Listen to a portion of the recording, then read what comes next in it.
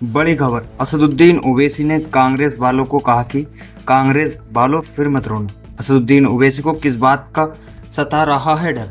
असदुद्दीन ओवैसी ने कांग्रेस सरकार से कहा कि वह तेलंगाना में चल रही एसआईआर प्रक्रिया के बीच लोगों को परमानेंट रेजिडेंस सर्टिफिकेट जारी कर रहे हैं। उन्होंने कांग्रेस को चेतावनी देते हुए कहा कि गृह मंत्री अमित शाह कभी हवाई फायरिंग नहीं करते।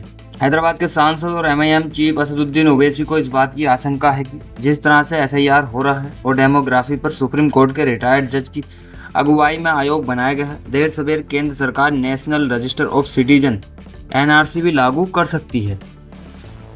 असदुद्दीन ओवैसी ने तेलंगाना में चल रही चुनाव आयोग की स्पेशल इंटेंसिव रिवीजन एसआईआर प्रक्रिया पर वकीलों की एक बैठक में कहा कि अमित शाह होम मिनिस्टर कोई मीटिंग करते हैं तो याद रखिए, देखिए कच्चा काम नहीं करता। वो आदमी खाली हवाई फायरिंग नहीं करता, कुछ ना कुछ तो बराबर एक प्रोग्राम में बनाकर काम कर रहे हैं।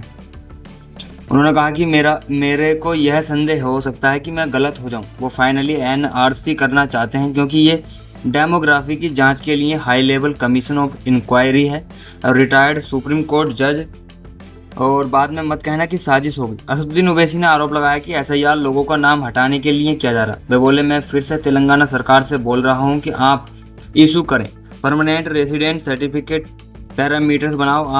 आप बाद में मत कहना कि साजिश हो गई, गलत हो गया। अभी टाइम रिएक्ट करने का है और कंस्ट्रक्टिव काम करने का भी है।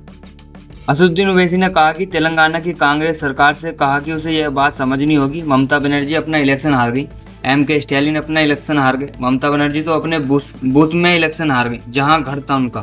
कांग्रेस की सरकार के लोग समझते नहीं है, एमआईएम को बदनाम करते हैं। उन्होंने कहा, मगर पब्लिक के लिए मैं यह अपील कर रहा हूँ कि डिमांड कर रहा हूँ कि अगर ये कांग्रेस सरकार रिएक्ट नहीं करेगी तो जो गरीबों का नाम कटेगा तो उसके बाद रोना नहीं यहाँ आके।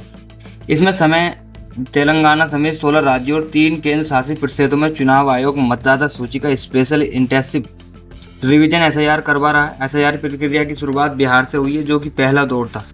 इसके बाद यूपी, पश्चिम बंगाल, तमिलनाडु जैसे राज्यों में एसआईआर प्रक्रिया पूरी की गई, जो कि दूसरा दौर था। इनमें से ज़्यादातर वे राज्य हैं जहां विधानसभा चुनाव होने थे। ओवैसी को यह शक है कि जिन लोगों का नाम एसआईआर प्रक्रिया में मतदाता सूची से कट गया है, उनके लिए भविष्य में दिक्कतें आ सकती हैं।